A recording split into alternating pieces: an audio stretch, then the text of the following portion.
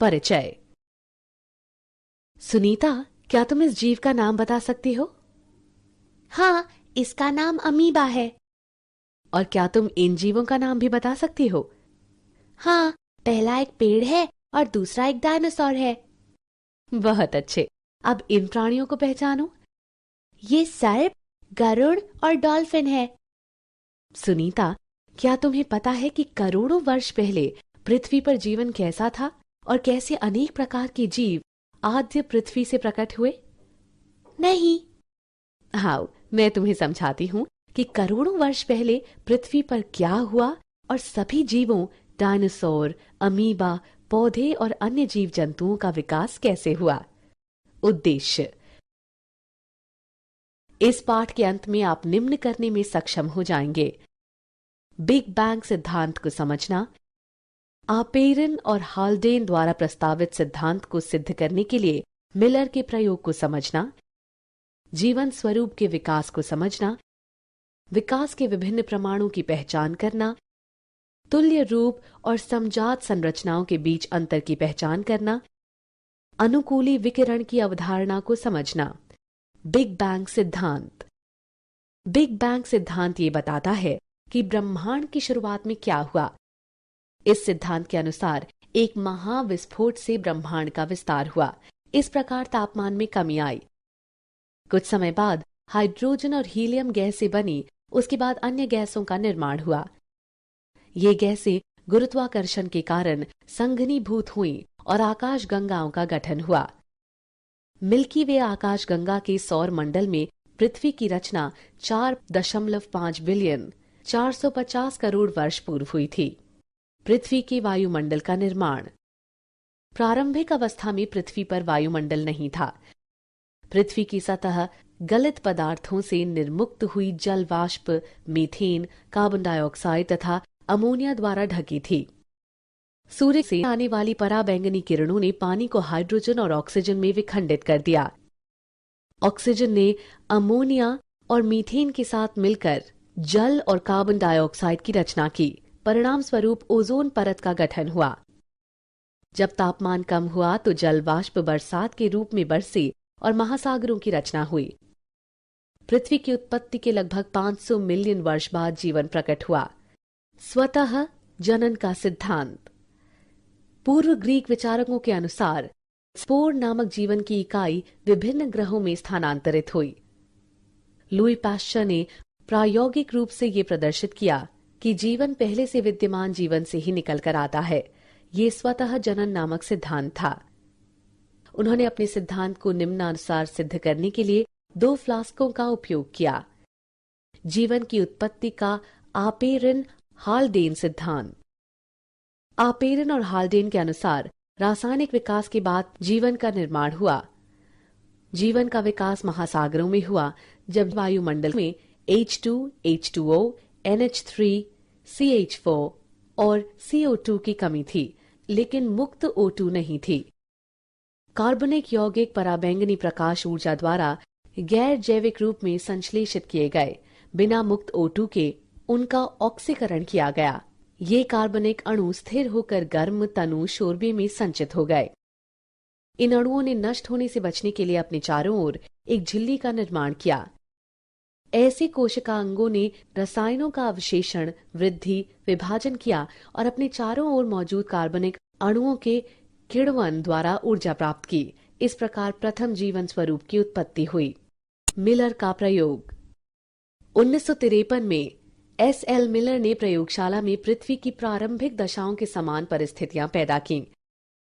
उन्होंने CH4, H2, NH3 और जल वाष्प युक्त बंद फ्लास्क में 800 डिग्री सेल्सियस पर विद्युत डिस्चार्ज उत्पन्न किया। कुछ समय बाद उन्होंने देखा कि अमीनो अम्ल, शर्करा, नाइट्रोजन क्षार, वर्णक और वसा का निर्माण हो गया। ये प्रयोग इस बात का समर्थन करता है कि रासायनिक विकास के बाद जीवन की रचना हुई।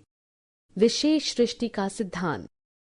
पारंपरिक धार्मिक साहित्य के अनुसार विशेष सृष्टि के सिद्धांत के 3 संकेतार्थ हैं। वो सभी जीव जिन्हें हम आज देखते हैं ऐसे ही सर्जित हुए होंगे। उत्पत्ति के समय से ही ये जैव विविधता थी और भविष्य में भी ऐसी ही रहेगी। पृथ्वी लगभग 4000 वर्ष प्राचीन है। जीवन स्वरूप के विकास पर चार्ल्स डार्विन का सिद्धांत। चार्ल्स डार्विन ने निष्कर्ष निकाला कि विद्यमान सजीव कामोवेश आपस में समानताएं तो रखते ही हैं, बल्कि उन जीव रूपों में भी समानता रखते हैं जो करोड़ों वर्ष पूर्व के समय विद्यमान थीं। उन्होंने बताया कि प्रत्येक जीव संख्या के लक्षणों में विभिन्नता निहित होती है, जो कुछ जीवों को प्राकृतिक दशाओं में अच्छी तरह से जीवित रहने में सक्षम बनाती है। इसे उपयुक्तता के रूप में जाना जाता है। इस प्रकार जो एक वातावरण में अच्छी तरह से उपयुक्त थे, प्रकृति द्वारा वर्ण होता गया। इसे प्राकृतिक वर्ण का नाम दिया गया और इसे विकास के प्रतिमान के रूप में लागू किया। विकास के प्रमाण। पृथ्वी पर जीवन स्वरूप के विकास के समर्थन में प्रमाण जीवाश्म के अध्ययन तथा विभिन्न जीवन स्वरूपों की तुलनात्मक शारीरिकी और आकारिकी से सामने आए। जीवाश्म। जीवाश्म चट्टानों में पाए जाने वाले जीवन स्वरूपों के कठोर भागों के अवशेष हैं।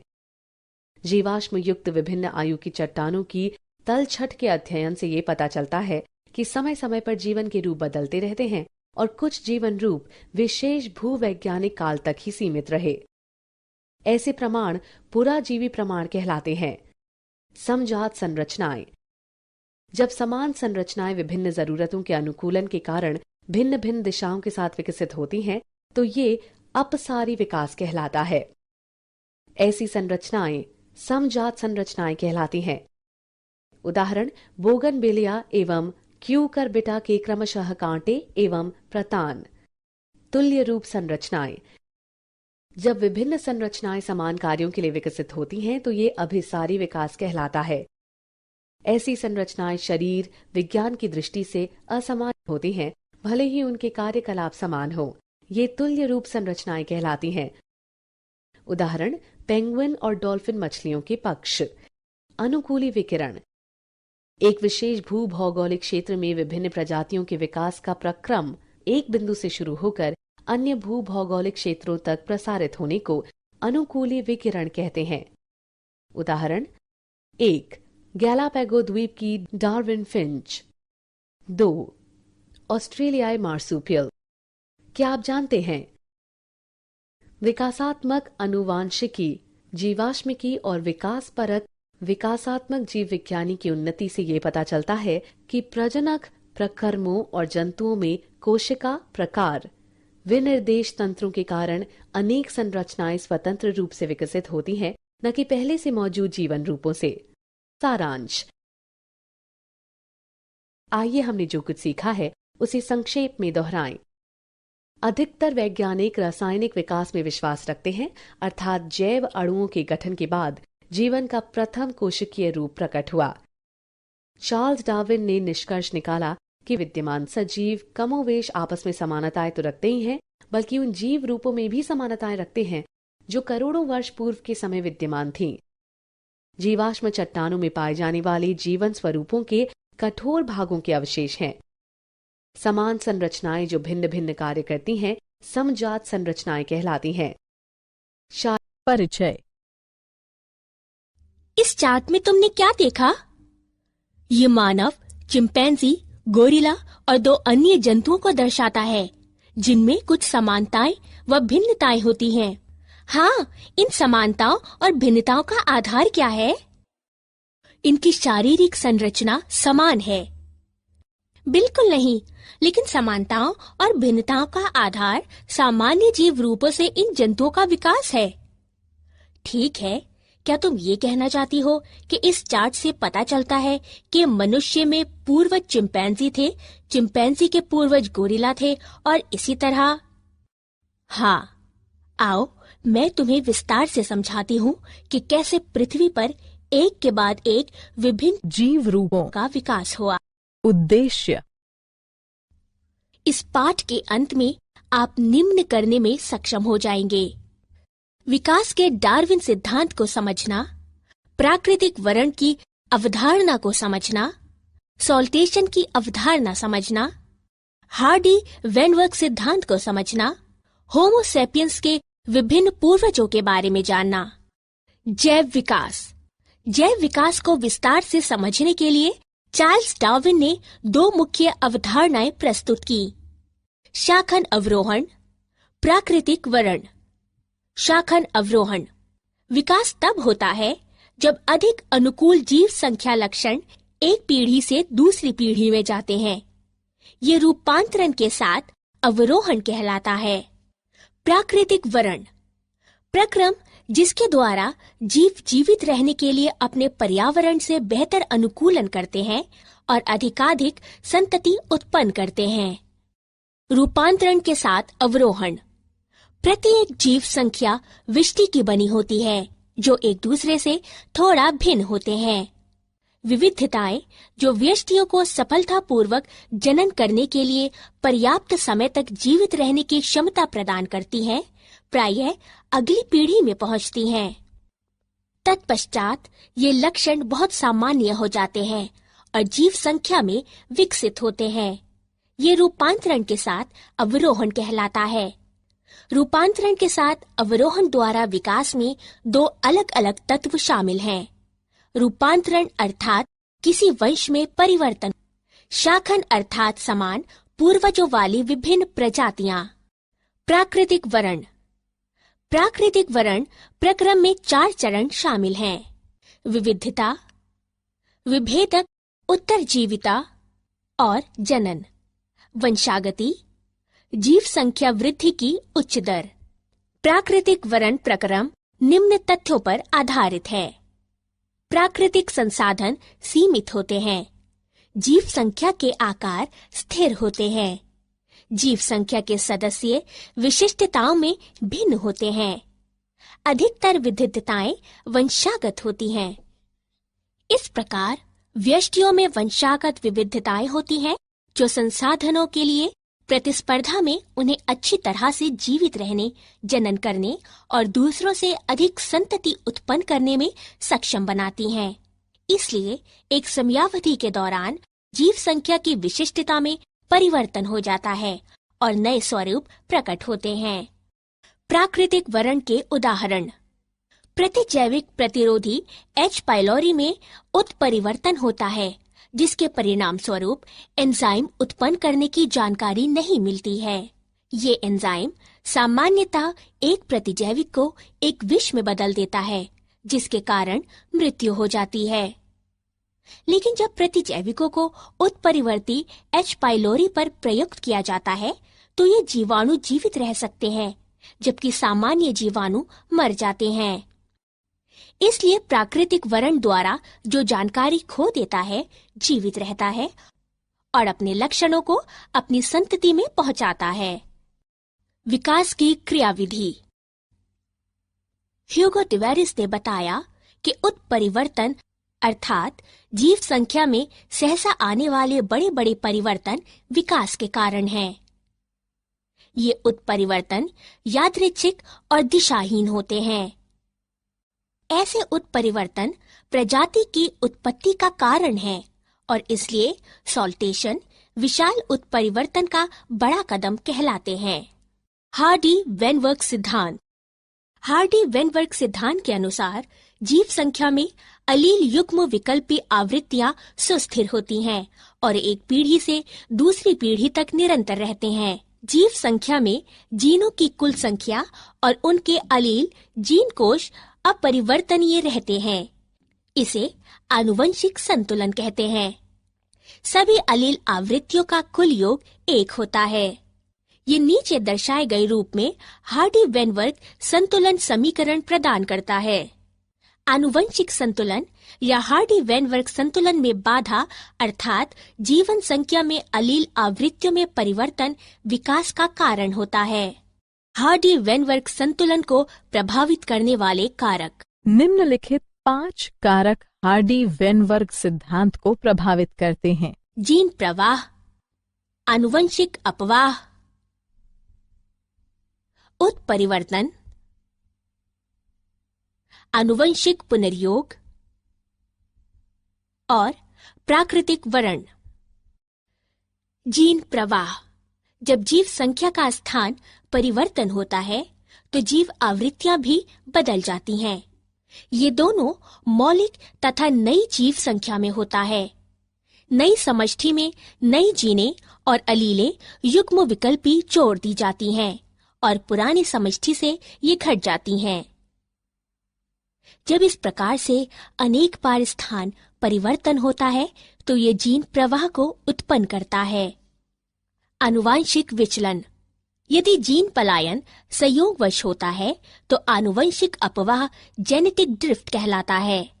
कुछ वास्तविक अपवाहित समष्टि नई प्रजाति के निर्माण की जनक बन जाती हैं तथा ये संस्थापक प्रवाह कहलाता है। उत्परिवर्तन। उत्परिवर्तन के कारण विभिन्नताएं होती हैं, जिसके कारण अगली पीढ़ियों में जीनों तथा अलीलों की आवृत्तियों में परिवर्तन होता है। आनुवंशिक पुनर्योग। पुनर्योग के कारण विभिन्नताएं होती हैं, जिसके कारण अगली पीढ़ी में जीन की आवृत्ति में परिवर्तन होता है। हार्डी-वेनबर्ग संतुलन पर प्राकृतिक वर्ण का प्रभाव। प्राकृतिक वर्ण वह प्रक्रम है जिससे अधिक जीवन समवंशानुगत विविधता को जनन के अधिक अवसर मिलते हैं और संतानें अधिक संख्या में उत्पन्न होती हैं। प्राकृतिक वर्ण के कारण जीव संख्या में निम्नलिखित परिस्थितियां हो सकती हैं। नंबर 1, स्थायीकरण। इस दशा में अधिक व्यष्टि माध्य चरित्र मूल अर्जित करते हैं। नंबर 2, दिशात्मक परिवर्तन। इस दशा में अधिक व्यष्टि माध्य चरित्र मूल की तुलना में अन्य मूल अर्जित करते हैं। नंबर 3, विदारण। इस दशा में अधिक व्यष्टि परिधीय चरित्र मूल अर्जित करते हैं। विकासीय इतिहास। लगभग 2000 मिलियन वर्ष पूर्व MYA पृथ्वी पर जीवन का प्रथम कोशिकीय रूप प्रकट हुआ। इनमें से कुछ कोशिकाओं ने प्रकाश संश्लेषण के समान प्रक्रिया द्वारा ऑक्सीजन मुक्त की। धीरे धीरे एक कोशिकीय जीवों से बहुकोशिकीय रूपों का विकास हुआ। आगे का विकास निम्न अनुसार ज्ञात किया जा सकता है।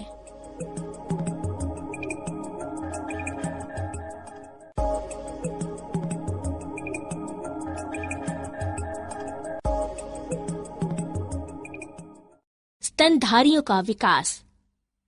पहले स्तनधारी प्राणी श्रू जैसी स्तनधारी थे। जब सरीसृपों की कमी हुई तब स्तनधारी प्राणियों ने स्थल पर कब्जा कर लिया। कुछ स्तनधारी प्राणी पूरी तरह से जल में रहते थे, जैसे व्हेल, डॉल्फिन, समुद्री गाय आदि।